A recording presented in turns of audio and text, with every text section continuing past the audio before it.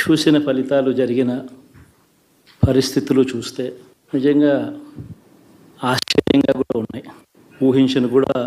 ఊహించలేదు ఇలా జరుగుతుందని, ఇలా వస్తాయని.